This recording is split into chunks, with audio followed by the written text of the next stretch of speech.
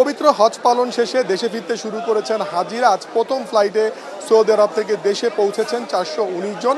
আজ সারাদিনে 13টি ফ্লাইটে বাংলাদেশে পৌঁছাবেন 5,500-এর মতো হজ যাত্রী। আজ থেকে শুরু হওয়া হজের ফিরতি ফ্লাইট চলবে আগামী 1 জুলাই পর্যন্ত। এখন পর্যন্ত হজের সার্বিক ব্যবস্থাপনায় সন্তুষ্টির কথাই জানিয়েছেন হজযাত্রীরা। তারা যেটি বলেছেন, সৌদি আরবের পার্টি আসলে হজের ব্যবস্থাপনা, সার্বিক ব্যবস্থাপনায় তারা বেশ সন্তুষ্ট।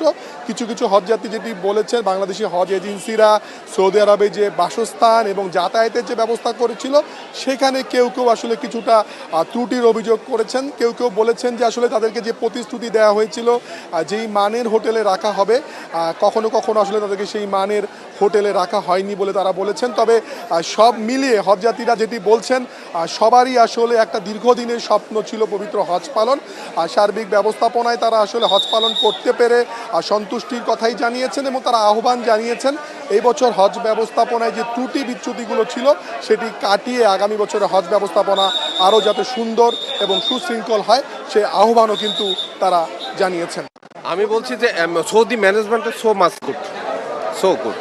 সৌদি আরবের ম্যানেজমেন্ট অত্যন্ত ভালো ছিল, আর সার্বিক ব্যবস্থাপনা মোটামুটি ভালোই ছিল। বাংলাদেশের যে সার্ভিসটা এখান থেকে আরেকটু ডেভেলপ করা দরকার।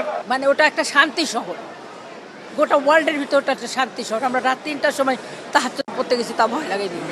হাজিরাও আমার ধারণা সব দিক থেকেই সৌদি ম্যানেজমেন্টেরও সুবিধা পেয়েছেন এবং বাংলাদেশ ম্যানেজমেন্টও যথেষ্ট চেষ্টা করেছে সব দিক থেকে হেল্প করার জন্য।